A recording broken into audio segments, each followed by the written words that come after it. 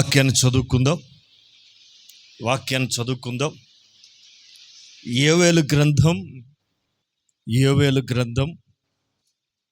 2వ అధ్యాయం 12వ వాక్యాన్ని ఒకసారి 12, 13 వాక్యాలు చదువుకుందాం.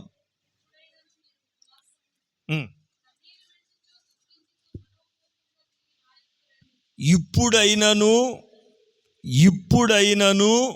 మీరు ఉపవాసము ఉండి మనపూర్వకంగా తిరిగి నా యొద్దకి దుఃఖిస్తూ కన్నీరు విడుస్తూ నా యొద్దకు రండి. దేవుడు తన ప్రజల్ని పిలిచే విధానాలు, పిలిచే సందర్భాలు కోకొల్లలు. పాయింట్ ఏంటో తెలుసా? మన దేవుడు పిలుస్తాడు. ఆమె ఎందుకు పిలుస్తాడంటే తన పిల్లలం గనుక, తన పిల్లల్ని తన హృదయంలో ఉన్న కోరిక, ఆలోచనలు చెప్పాలంటే పిలవాలి దగ్గరికి. మనం కూడా మీరు ఏదైనా మీ పిల్లలకి ఏదైనా చేయాలనుకుంటే దగ్గరకు పిలిచి ప్రేమతో చెప్పినట్లయితే మన హృదయంలో ఉన్న ఉద్దేశం వాళ్ళకి అర్థమవుతుంది. దేవుడు కూడా తన ప్రజల్ని పిలుస్తున్నాడు. ప్రయాసంలో ఉన్న వాళ్ళని, ప్రయాసంతో ఉన్న వాళ్ళని పిలుస్తాడు. కన్నీళ్లలో ఉన్న వాడిని కన్నీళ్లు తుడవడానికి పిలుస్తాడు. రోగంతో ఉన్నవాడిని రోగం కుదర్చడానికి పిలుస్తాడు. ఈ సందర్భంలో ప్రభు అంటారు, ఇప్పుడైనా ఇజ్రాయెల్ ప్రజలు వాగ్దాన దేశంకి వెళ్ళిన తర్వాత ఒక విషయాన్ని మర్చిపోయారు. పై ప్రార్థనలు చేస్తున్నారు కానీ వాళ్ళ పితరులు నేర్పినటువంటి ఉపవాస ప్రార్థనని మర్చిపోయారు. మనలో కూడా కొన్ని సంఘాల్లో ఉపవాస ప్రార్థనలు అంటే తెలియదు. బిర్యానీ ప్రార్థనలు తెలుసు కానీ, కిస్మిస్ పండుగలు తెలుసు కానీ ఉపవాస ప్రార్థనలు తెలియదు. ఎందుకంటే అలవాట్లు లేదు. ఎందుకు అలవాటు లేదు? చెప్పేవాళ్ళు లేరు. బైబిల్లో చెప్పలేదా? బైబిల్ చదివితే కదా. మరి నీకు తెలియదా? ఇంటే కదా. ఇలా కొన్ని సంఘాలు ఉంటాయి. అయితే వాళ్ళని తిట్టాలనేది నా ఉద్దేశం కాదు, కానీ మనం అన్ని విషయాలని నేర్చుకోవాలి. వాటిలో ప్రతి ఒక్కరు ప్రార్థనలో ఎదగాలి. దేనిలో? సైజుల గురించి కాదు నేను మాట్లాడుతుంది. దేనిలో ఎదగాలి? పాస్తుల గురించి కాదు నేను అనేది. అవి ఉన్నా లేకపోయినా నష్టం లేదు, కానీ నా మాట వినండి.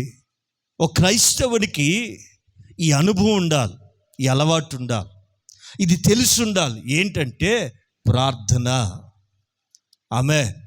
ఏంటది? ప్రార్థన.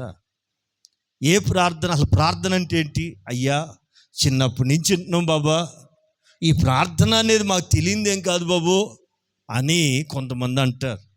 ఏం తెలుసు బాబు అంటే, ప్రార్థన అంటే ఏముందండి, మోకాళ్ళు లేటు గుడుగుడు అంటాం, యేసునామములో ఆమేన్ అంటాం, అంతే కదా అని అనుకోవచ్చు. బైబిల్ ఏమంటుందంటే, ఒక వ్యక్తిని స్పెసిఫిక్గా చూపించి అతడు ప్రార్థన చెప్పాలి. అతడు ప్రార్థన చెయ్యగా ఆకాశము వర్షించెను, భూమి తన ఫలము ఇచ్చెను. ఎవరతనండి? ఏలియా. ఎక్కడి ఏలియా? ఎక్కడి యాకోబు? అక్కడెక్కడో ఉన్న ఏలియాను గురించి కొత్త నిబంధనలో ఉన్నటువంటి యాకోబు గారు కోడ్ చేసి గుచ్చి చెప్తున్నాడు, అతడు ప్రార్థన చెయ్యగా. అంటే అందరూ ప్రార్థన చేస్తారు కానీ అందరికీ మాటేనో, అందరూ ప్రార్థన చేస్తారు కానీ అందరికీ కార్యాలు జరగవు. కానీ కొందరు చేస్తే ఖచ్చితంగా జరుగుతాయి. ఏంటి వాళ్ళ రహస్యం? ఏంటి వాళ్ళ గొప్పతనం అంటే ప్రార్థనే వాళ్ళ గొప్పతనం. వాళ్ళలో ఉన్న ప్రార్థన యొక్క బలం అంతే. ప్రియులారా, అలాంటి మనిషిగా నువ్వెందుకు మారకూడదు? అలాంటి వ్యక్తిగా మనం ఎందుకు మార్పు చెందకూడదు? ప్రియులారా, ఈ ప్రార్థన బలం తెలియక వీళ్ళ మీద ఆధారపడుతూ ఉంటారు. నేనేమంటానంటే ఆధారపడటం తప్పని కాదు. ఎంతకాలం ఎంతకాలం? ఇప్పుడు పసిపిల్లోడు ఉంటాడండి, వాడు బుడిబుడి నడకలు నడుస్తారు. మామూలుగా నడక ఎట్లా ప్రారంభిస్తారు చెప్పండి? పిల్లలు నడక ఎలా మొదలు పెడతారండి మీ ఊళ్ళో? మొదట బొందాడతాడు. బొందటం అంటే మోకాళ్ళ మీద చేతుల మీద నడవటం. కొంతమంది కప్పలాగా ఎగురుతారు, అది వేరే సంగతి అనుకోండి. బొందాడతారు. తర్వాత వాళ్ళు లేచి కింద పడుతుంటాడు. వాళ్ళ అమ్మకి అర్థమైంది నడవాలని కోరుకుంటున్నాడు అని. వాళ్ళమ్మ ఇప్పుడు కాదు, అప్పట్లో 3 చక్రాల బండి ఒకటి కొనుక్కొచ్చేసి, బిడ్డ ఇక నడు అని వాడికి నడవటం ఇష్టం లేక వాడినే స్వయంగా నడవమని ఆ 3 చక్రాల బండి మీద పడేసి నడవరా అని మొదలు పెడతాడు. వాడు టిక్కు టిక్కు అనుకుంటూ నడుచుకుంటూ ఆ బండిని పడగొట్టి మళ్ళీ వాడే లేపి మళ్ళా నడక మొదలు పెడతాడు. ఈ నడక ఎలాగుంటుందంటే పీత నడక. ఒక కాలు అటు, ఒక కాలు చెప్పరే ఇటు తిన్నగా నడవటం తెలియదు. ఎందుకంటే నడక ఇప్పుడేగా మొదలుపెట్టింది. వాళ్ళ అమ్మ ఏం నడుస్తున్నాడు, అచ్చం వాళ్ళ నాన్నగా దొడ్డు కాళ్ళలాగా ఉన్నాయి అని శుభ్రంగా ఏం మురుసుకుంటుందో. ఈ వంకర నడక చూసి కొన్నాళ్ళు మురుసుకుంటుంది. అదే వంకర నడక 10th వరకు నడిచాడు అనుకో, ఏసు రక్తం చేయం, వీడిని హాస్పిటల్ తీసుకెళ్ళాలి. ఎంతవరకు ఆ నడక? కొద్ది రోజులు తర్వాత నడక మారాలి. నెమ్మదిగా బండి తీసేస్తుందండి. పడుతూ లేస్తూ తిన్నగా తిన్నగా తనంతట తాను నడవటం నేర్చుకోవాలి. ఇది మన జీవిత సత్యంలో మనకు అందరికీ తెలిసిన మాటే. వయసు ఎదుగుతున్న కొలది తనంతట తాను తనంతట తాను నడవటం నేర్చుకోవాలి. సపోర్ట్ ఎప్పుడు? చిన్నప్పుడు. సపోర్ట్ ఎప్పుడు తీసుకోవాలి? ఇతరుల సహకారం ఎప్పుడు? ప్రారంభపు దశలో, చిన్న వయసులో, ఎదగని తనంలో సపోర్ట్ తీసుకోవడం తప్పు లేదు. ఏళ్ల కొద్దీ చూడండి, 38 ఏళ్ళు అట్టండి. ఎంత వయసు? ఎంత? 38 ఏళ్ళు. ఎందుకు వచ్చావురా? బాగుపడదావా. ఎక్కడికి వచ్చావు? బెతెస్దా. మాట్లాడాలి. బెతెస్దా కోనేటి దగ్గర. ఈ బెతెస్దా కోనేటి స్పెషల్ ఏంటి? ఎట్టి వ్యాధి కలిగిన వాడైనను, అమ్మా ఏమని ఉంది అక్కడ 5వ అధ్యాయంలో, తీసి చదవండి, కొంచెం త్వరగా చదివితే ముందుకెళ్దాం. ఆ బెతెస్దా కోని స్పెషల్ ఏంటి? కోనేటి యొక్క స్పెషాలిటీ నీళ్ళు.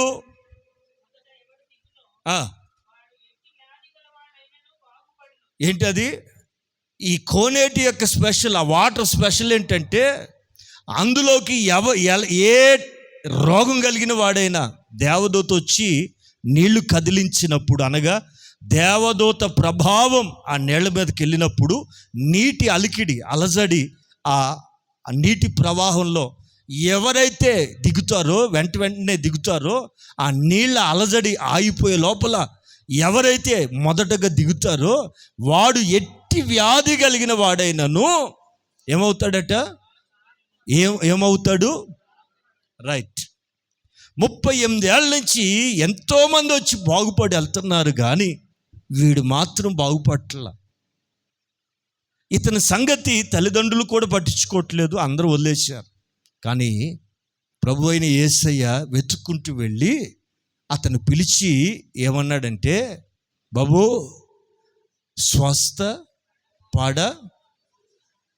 అసలు కోరిక ఉందా నీకు? ఎంతోమంది ఇక్కడికి వచ్చి బాగుపడి వెళ్తున్నారే, నీకు ఇష్టం లేదా? స్వస్థపడాలని కోరిక ఉందా అని అంటే, వాడంటాడు అవుననాలి లేదా కాదనాలి. వాడు తింగర సమాధానం ఏమంటాడంటే, అందరు దూకేస్తున్నారు, నాకు అసలు ఒళ్ళు మంట ఎక్కువ, నేను దిగాలంటే నీళ్లు ఫ్రెష్గా ఉండాలని వంకర టింకర సమాధానాలు చెప్తున్నాడు. అంటే వీడికి ఉద్దేశం ఏంటి? రోగం ఉన్నా కూడా వీడికి అహంకారం తగ్గలేదండి.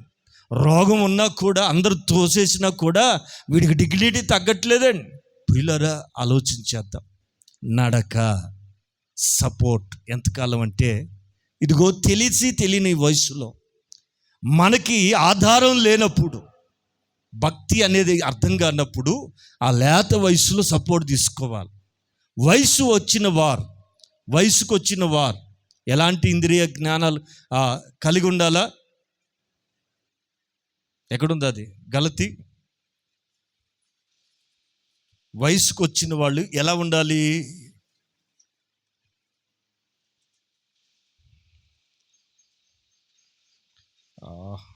తీసిన వాళ్ళు చదవండి. వయసుకు వచ్చిన వాళ్ళు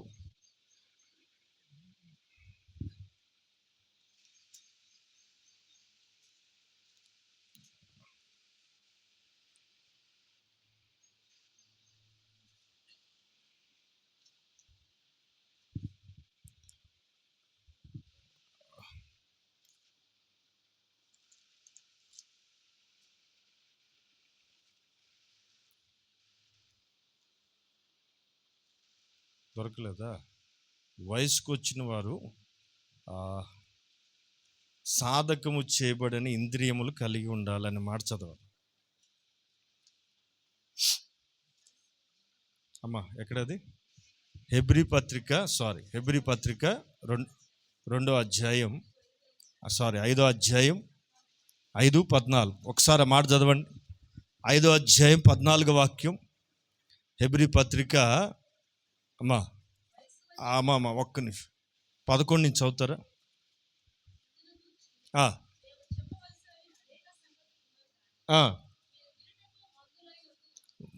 వినడానికి మీకు ఆసక్తి లేదు, మందంగా ఉన్నందున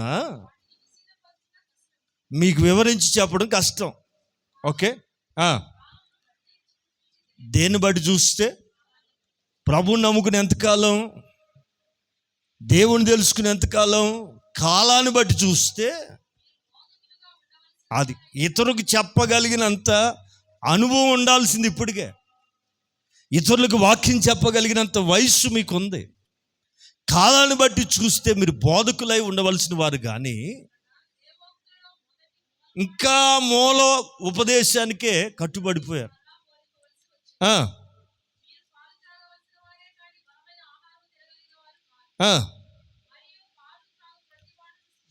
వింటున్నారా? పిట్ట కథలు, జోక్స్, ఏమండి లాజర్ కథ, మార్తమ్మ కథ, ఇట్లాంటి కథలు ఇంకా చెప్పేవాళ్ళు ఉన్నారు.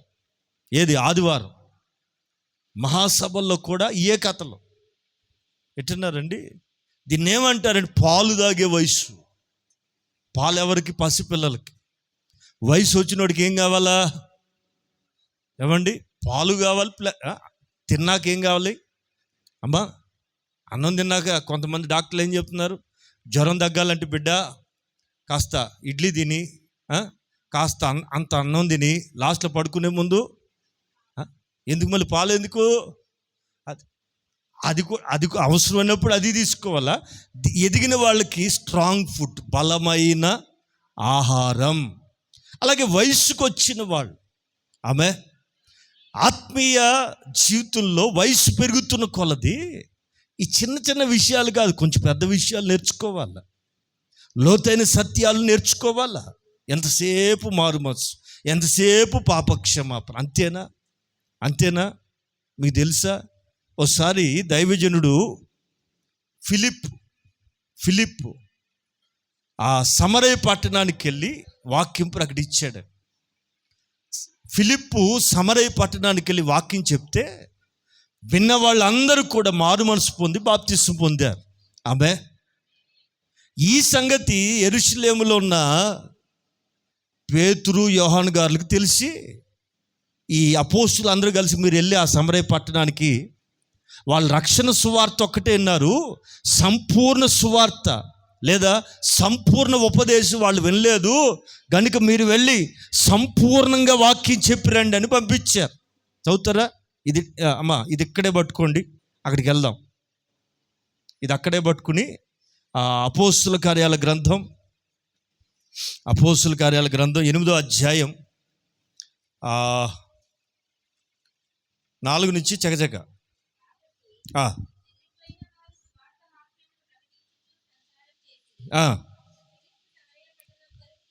వెళ్ళి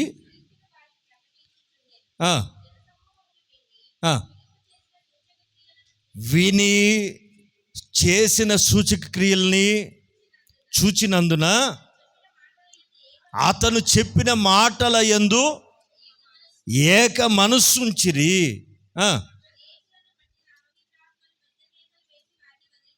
ఫిలిప్ గారు వెళ్ళి ప్రార్థన చేస్తే వాక్యం అయిపోయాక పట్టిన దెయ్యాలట పెద్ద కేకలు వేసి వదిలి వెళ్ళిపోయినాయట. ఓకే,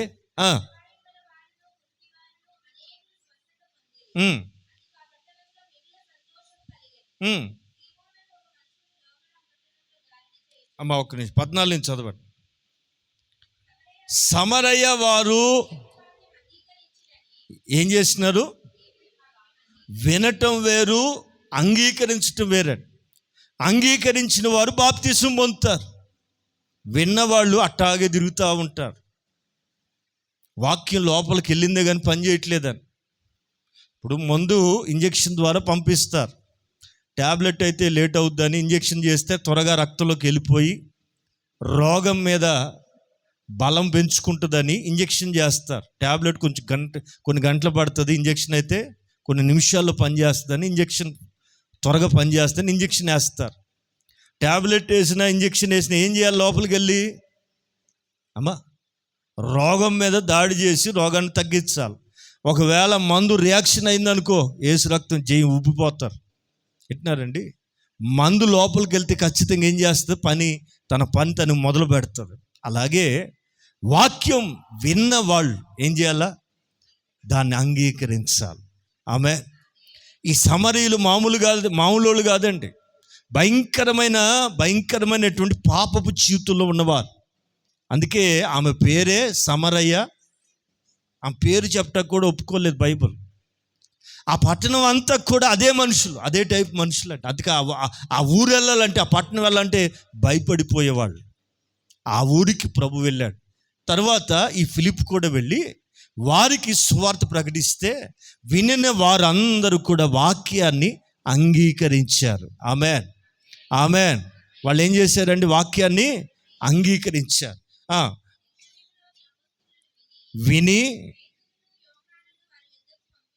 విన్నారండి, వాక్యం విన్నారుగా, బాప్తిసం కూడా పొందారుగా. వీళ్ళు ఎందుకు స్పెషల్గా పంపిస్తున్నారు? చదువుదాం. ఎందుకు పంపబడ్డారో తెలుసా? రక్షణ కార్యం అయిపోయింది కదా, నమ్ముకున్నారు కదా, వారం వాక్యం చెప్పుకుంటే సరిపోద్ది కదా. లేదు లేదు లేదు, సువార్త వేరు, సంపూర్ణ సువార్త వేరు. ఉపదేశం వేరు, సంపూర్ణ ఉపదేశం వేరు. ఆమె వింటున్నారండి?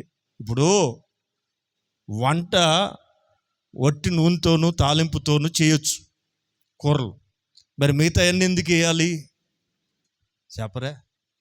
బిర్యానీకి ఒకటి తాలింపు వేసి కాస్త పచ్చిమిరగాయలు పడేసి నీళ్ళు పోసి ఉడకబెడితే అవనందా? నేను ఉడకలేనా అందా? లేదుగా. ఎందుకు వేస్తాం? జీడిపప్పు. అమ్మ ఇంకేం వేస్తారు? అమ్మ చెప్పాలా ఏమేం పప్పులు? ఉప్పు సరిలే, పప్పుల సంగతి చెప్పండి. ఎందుకు వేస్తాం? దేని ఫ్లేవర్ పాయింట్ అర్థమవుతుందా?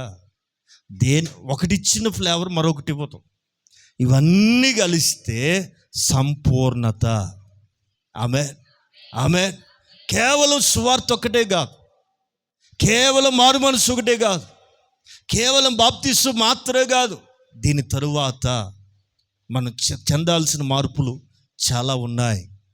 అందుకే సమరయ్యలో ఉన్నవాడు వాక్యము అంగీకరించరి అని యెరూషలేములో ఉన్న అపోస్తులకు తెలిసినప్పుడు పేతురు గారిని, యోహాను గారిని వారి దగ్గరికి పంపించారు పెద్దలు అందరు కలిసి.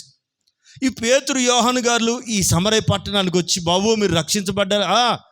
వాక్యమైన తెలుసండి, యేసు ప్రభుని బలి చెప్పాడండి మా ఫిలిప్ గారు. ఆయన ప్రార్థన చేస్తేనండి మా ఊరు దెయ్యాలన్నీ వెళ్ళిపోయినాయండి.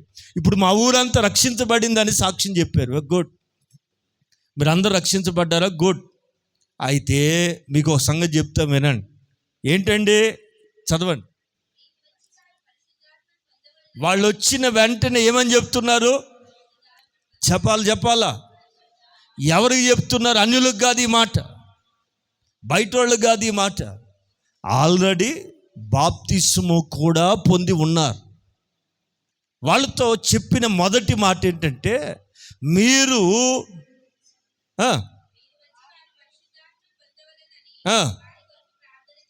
ఆమె చెప్పి, బాబు మీ కొరకు ప్రార్థన చేస్తాం రండి అని చెప్తే వాళ్ళందరూ వచ్చి ఈ అపోస్తుల చేత ప్రార్థన చేయించుకుంటున్నారు. బాగా వినాలి. ఎవడు పడితే వాళ్ళతో ప్రార్థన చేయించుకోకూడదు. వింటున్నారా? అతనికి ఆ అధికారం ఉండాలి. నేను దీవించగలిగినంత స్థాయి, నిన్ను మనస్ఫూర్తిగా ఆశీర్వదించడానికి కావాల్సిన అభిషేకం అతని మీద ఉండాలి. ఈ అపోస్తులు చేతులుంచి వారి మీద ప్రార్థన చేస్తున్నారు. దేని కొరకు? పరిశుద్ధాత్మని పొందవలెనని. ఎస్పెషల్లీ ఈ అనుభవంలోకి, రక్షించబడిన నీవు ఈ అనుభవంలోకి రావాలి అని ఆ సమరయ పట్టణం అంతటికి ప్రకటించారు. నమ్మినోళ్ళు, ఆశ కలిగిన వాళ్ళు, కోరిక కలిగి నేను కూడా రక్షించబడిన, నేను ఆత్మను కూడా పొందాలనే తీవ్రత కలిగిన ఆకలితో ఆశ కలిగిన వాళ్ళు అందరూ వచ్చి ప్రార్థన చేయించుకుంటున్నారు. వాళ్ళు అలా ప్రార్థన చేయించుకుంటుంటే దిగి ఉండలేదు.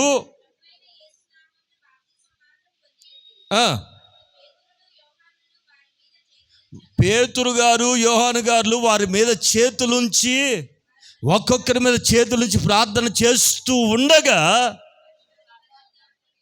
ఆమేన్ అంటే దీని అర్థం ఏంటో తెలుసండి? It is required. ఈ అనుభవం రక్షణ పొందిన ప్రతి ఒక్కరికి కావాలి.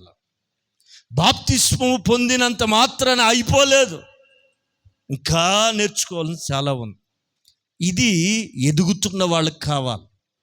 మేము ఇంకా పసిపిల్లలం అండి, వయసు ఎంత వచ్చినా మేము ఇట్లా పాలు తాగుతామండి, పాల పేక పట్టుకుని తిరుగుతామండి ఆర్టీసీ బస్సుల చుట్టూ, ఎక్కడ ఆటోలో పోయిన పాల పేక పట్టుకుని తిరుగుతామండి నెక్కరేసుకుని అని అంటే మీ ఇష్టం.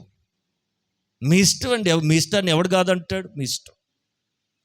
ఎదిగిన వాళ్ళు వయసుకు వస్తే చదువుదాం హెబ్రీ పత్రిక 5వ అధ్యాయం త్వరగా.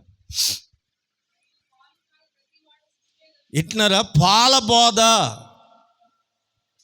ఆ ఫస్ట్ స్టాండర్డ్ బోధ, మారు మనసు పొందు, ఓ పాపి పాపి పాపి, ఓరు నాయన ఇంకెంతకాలం పాపిగా పిలువబడతావు? నా ప్రభు వారికి పెట్టిన పేరు పరిశుద్ధుడు. పరిశుద్ధుడు. యేసు రక్తం చేత కడగబడిన ప్రతి ఒక్కరికి ఆయన పెట్టిన పేరేంటో తెలుసా? పరిశుద్ధుడు, అతి పరిశుద్ధుడు అని ప్రతిగానములు చేయుచు ఉందురు. పరిశుద్ధుడు, అతి పరిశుద్ధుడు అని ప్రతిగానములు చేయుచు ఉందురు. త్రియేక దేవుడైన యెహోవాను కెరూబులు సెరాపులు, కెరాపులు నిత్యము ఆరాధించుదురు. పరిశుద్ధుడు, అతి పరిశుద్ధుడు అని ప్రతిగానములు చేయుచు ఉందురు. పరిశుద్ధుడు, అతి ప్రతిగానములు చేయుచు ఉందురు. త్రియేక దేవుడైన యెహోవాను కెరూబులు సెరాపులు,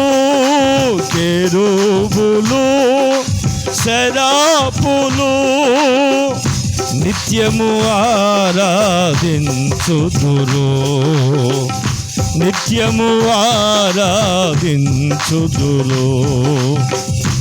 హల్లెలూయా. ఒక చక్కని సంగతి నేర్చుకుందాం. పాలు తాగే వాళ్ళందరూ కూడా ఎవరో తెలుసా? ఎవరండి? శిశువులే. ఆధ్యాత్మికమైన బళ్ళో మూల పాఠాలు, మారు మనసు పొందు, అబద్ధాలు మానే, లంచాలు తీసుకోమాకు, ఇవన్నీ మూల పాఠాలు. 1వ తరగతులు నేర్పే పాఠాలు. బాప్తిస్మం పొంది 10 ఏళ్ళై, 15 ఏళ్ళై, 20 ఏళ్ళైన తర్వాత కూడా ఇంకా నువ్వు మారు మనసు పొందంటే ఇంకేం పొందాలి? అర్థమవుతుందండి? ఇవన్నీ కూడా పాలబోధ. పాలు తాగేవాడు అందరూ కూడా ఎవరంటే శిశువే. అయితే గనుక ఏ వాక్యం?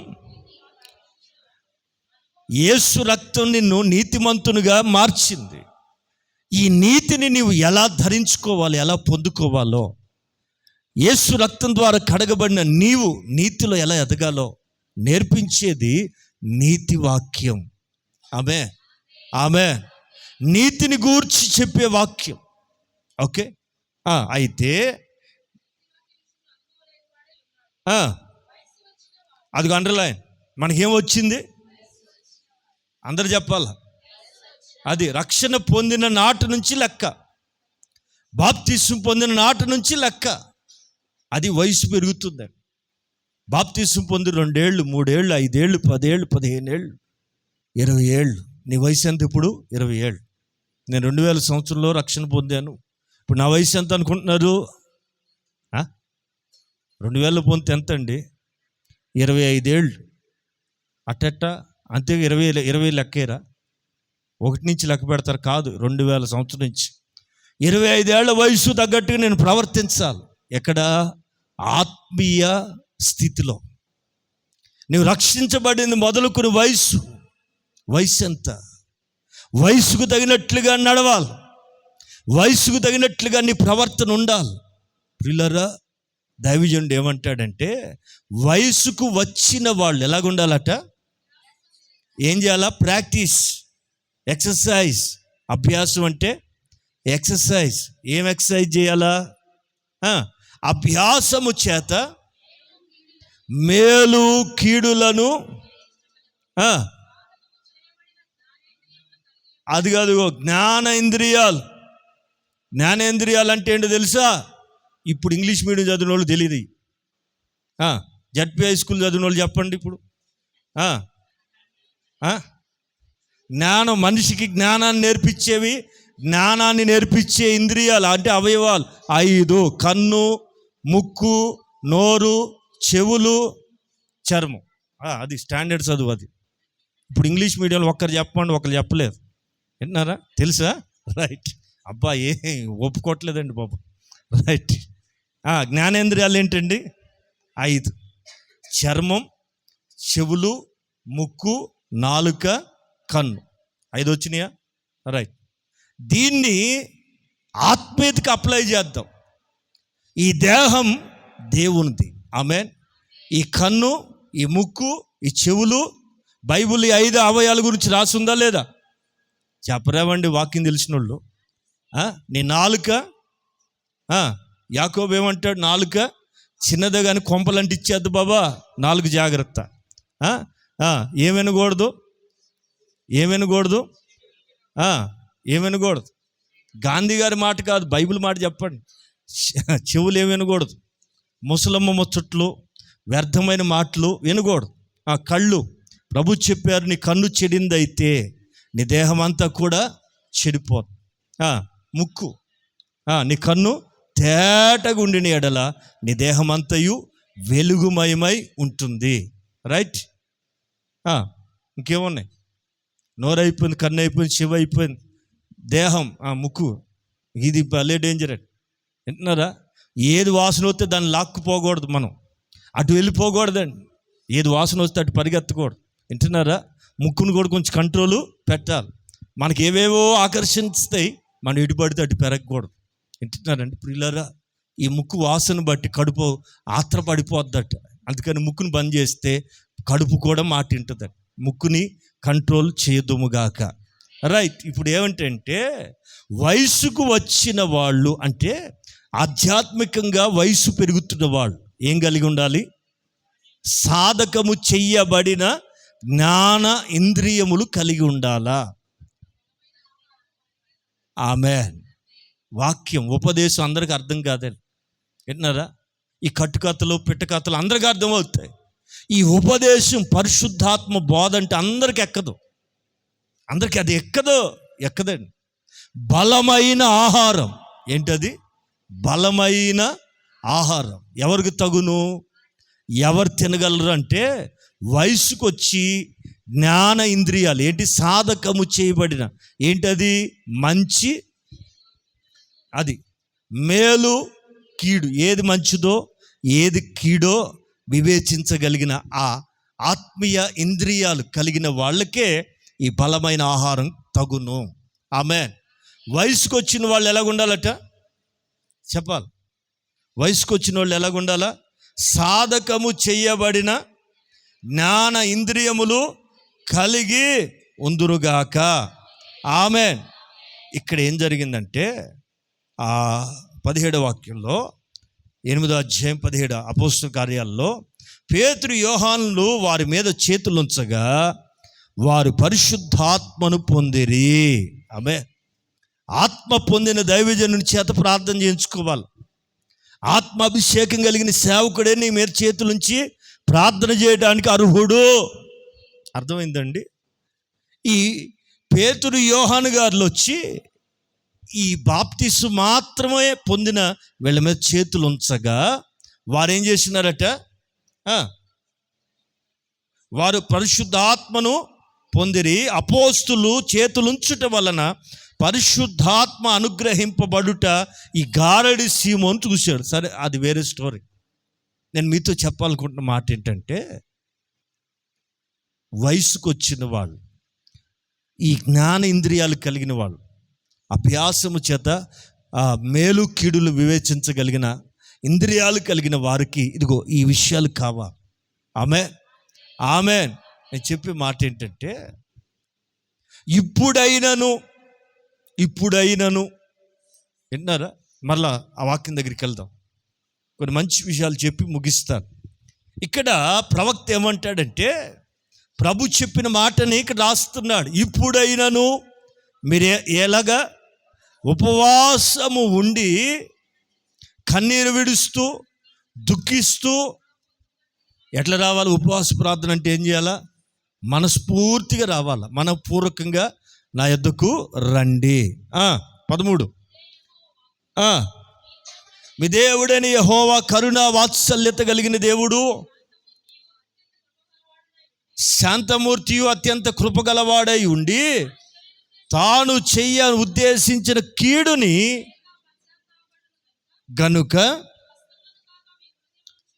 ఉపవాసం అంటే ఏంటంటే హృదయాన్ని ప్రభు పాదాల దగ్గర చింపుకోవటం.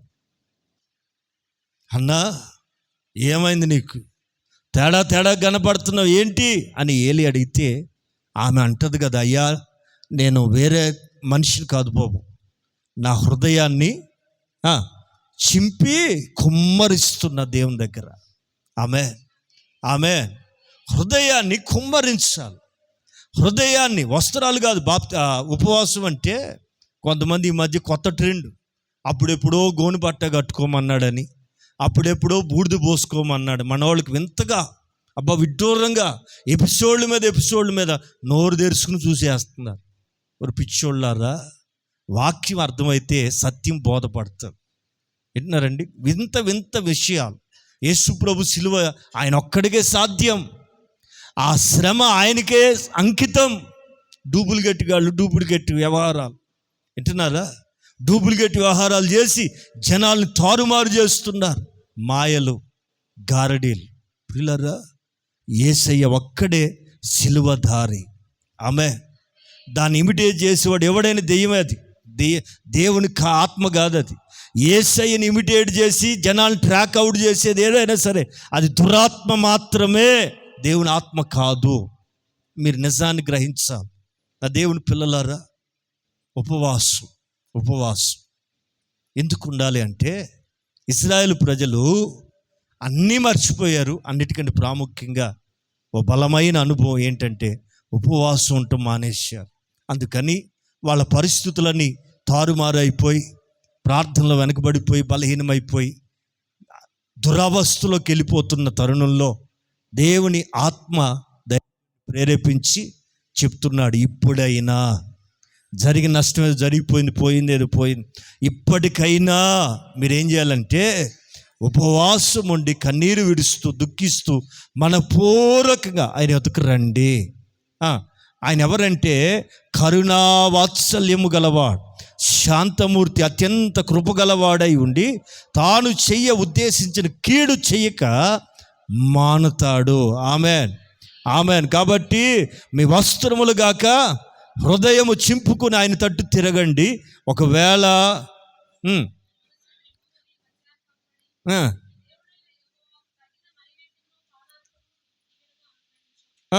అనుగ్రహింపబడాడని ఎవరు చెప్పగలడు?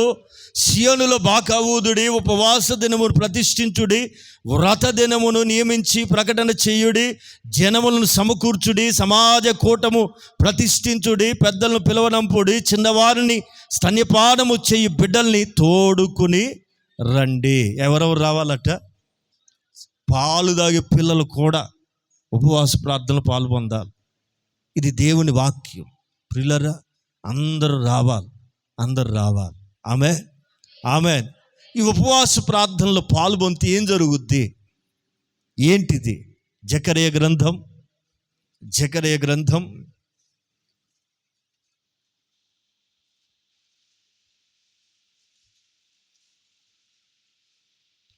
7వ అధ్యాయం 5వ వాక్యం.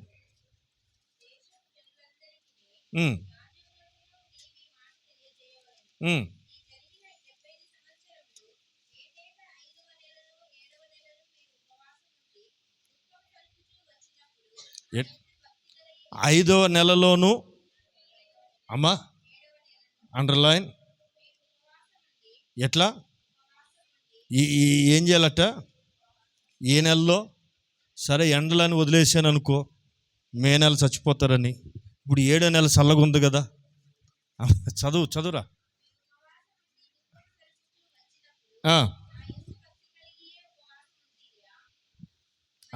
ఈ జరిగిన 70 సంవత్సరాలు అక్కడి నుంచి చదువు. ఏటేటా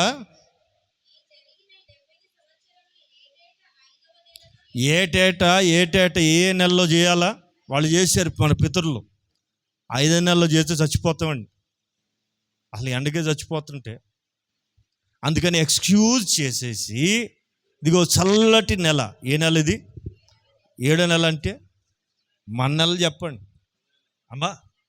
7వ నెల అనగా జూలై నెల. వాక్యాన్ని బట్టి మనం చేయటం తప్పేం లే. 7వ నెలలోనూ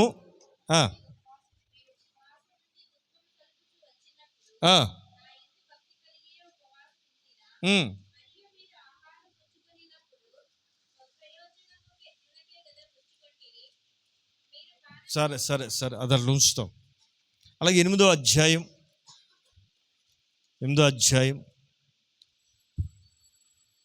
19వ వాక్యం చూద్దాం. 18 చదువుమా. ప్రత్యక్షమే ఇలాగ సెలవిచ్చెను, సైన్యములకు అధిపతి యెహోవా ఆజ్ఞ ఇచ్చున్నది ఏమనగా, 4వ నెలలోని ఉపవాసం, 5వ నెలలోని ఉపవాసం.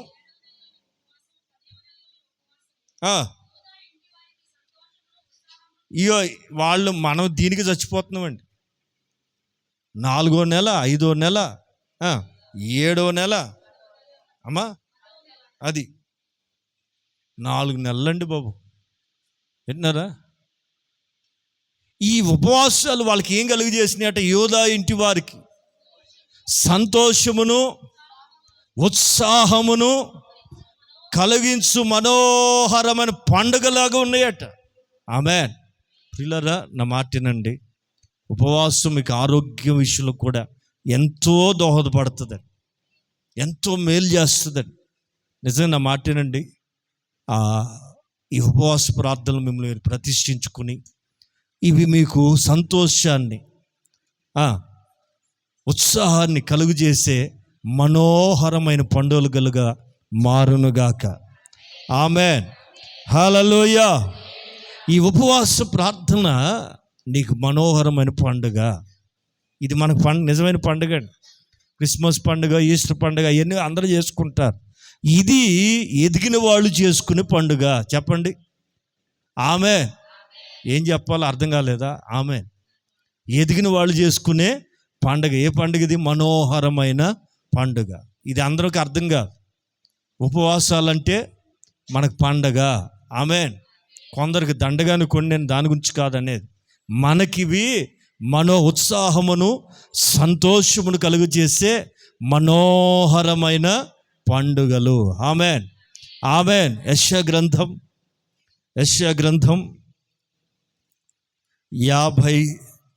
58వ అధ్యాయం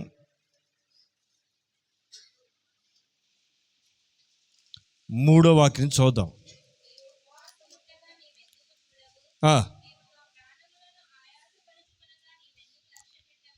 ఒక వ్యక్తి అడుగుతున్నాడు, మేము ఉపవాసం ఉన్నప్పుడు మమ్మల్ని ఎందుకు లక్ష్య పెట్టవయ్యా?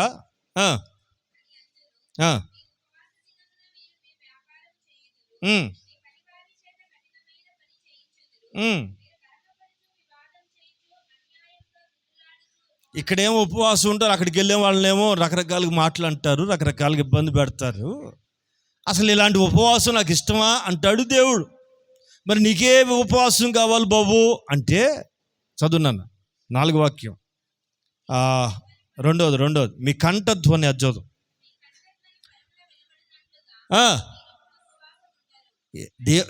ఒక్క నిమిషం. దేవుడు ఏమని కోరుకుంటున్నాడు? మీ కంఠధ్వని ఎక్కడికి వినపడాలి? ఈ ఉపవాస ప్రార్థనలో పక్కనింటి వాళ్ళకి వినపడాల్సిన అక్కరేమిలే. ఎక్కడికి వినపడాలా? అదే మీ కంఠ స్వరం. ఆమె మీ కంఠ ధ్వని వింటున్నారా? కంఠంలోంచి ఏం రావాలండి? అది ప్రార్థనలో ధ్వని రావాలా. ఆమె గొంతు పికలాల. కొంతమందికి ప్రార్థన చేయాలంటే మహామోహమాటం. కాదండి, నీ కంఠ ధ్వని పరమునకు వినబడినట్లుగా మీరు ఉపవాసం ఉండాలి. ఆమె ఉపవాసం యొక్క ఇంటెన్షన్ ఏంటి? దేవుని ఉద్దేశం ఏంటి? మీ కంఠ ధ్వని పరమునకు వినబడినట్లుగా. ఆమెన్, ఆమెన్, హల్లెలూయా. నెక్స్ట్ 6వ వాక్యం చదువు.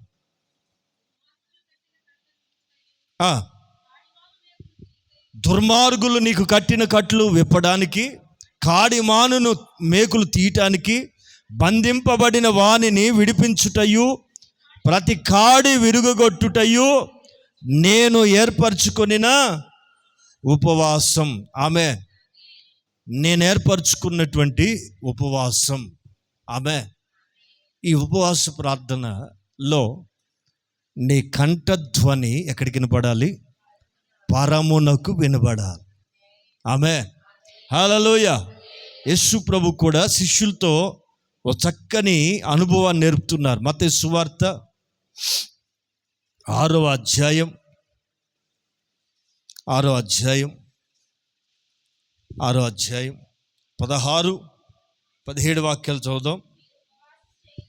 యేసు ప్రభు శిష్యులతో చెప్తున్నారు కదా, మీరు ఏం చేయనప్పుడు, అది మామూలు ప్రార్థనలు అందరూ చేస్తారండి. ఇదిగో ఈ ఉపవాస ప్రార్థనలు అందరూ చేయలేరు. చేయాలంటే కమిట్మెంట్ ముఖ్యం. నేను ఉండాలి, నేను చేయాలి, నేను గడపాలి అనే బలమైన కోరిక నీకు ఉంటే నీకు మేలు జరుగుతుంది. ఆమె అందుకే యేసు ప్రభు కూడా చెప్తున్నారు శిష్యులతో, మీరు ఉపవాసము చెయ్యాలి అని అర్థం. చేసేటప్పుడు ఇలా ఉండాలి. అది ఉపవాసం ఉన్నట్టుగా అందరూ కనబడాలని దిగాలుగా ముఖం అంతా బిక్క మొహం పెట్టుకుని, ఏడుపు మొహం పెట్టుకుని కనపడవద్దు అని.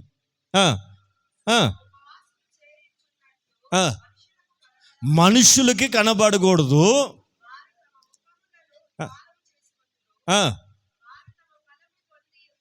అదిగా వికారం చేసుకుని మనుషులు కనబడుతుంటే ఆ ఫలం అక్కడే పొందుతారట. అయితే ప్రభు చెప్తున్న మాట ఏంటంటే,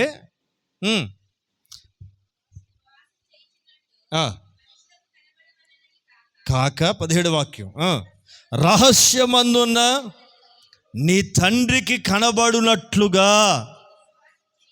చాలండి. ఉపవాసం చేసినప్పుడు నీ కంఠధ్వని పరమునికి వినబడాలి. ఉపవాసం చేయనప్పుడు నీవు రహస్యమందున్న నీ దేవునికే కనబడాలి. ఎట్నారా? ఉపవాసం చేస్తున్నట్టు ఎవరు చెప్పాల్సిన అక్కర్లే. నీకు అనిపించిందా? ఉండండి, ఇబ్బంది ఏమి లేదు. ప్రతిష్ఠించుకోండి, అప్పగించుకోండి. ఇది నీకు మేలు. వింటున్నారా? ఇది మీకు క్షేమం. వయసుకు వచ్చిన వాళ్ళు ఇదిగో ఈ వివేకం కలిగిన ఈ విషయాలు నేర్చుకోవాలి. ప్రియులారా, ఇది మంచి తరుణం, మంచి తరుణం. ఇప్పుడైనా ఇంతకాలం అయిపోయింది, ఏదో అయిపోయింది. మరలా దేవుడి సంవత్సరంలో అవకాశం ఇస్తున్నారు.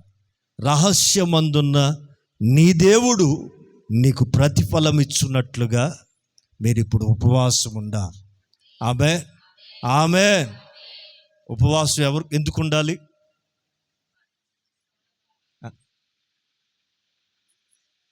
కీడు కొట్టివేయబడినట్లు, కాడి విరగొట్టబడినట్లు, కాడి కట్లు తెంపబడినట్లు, కాడి మేకులు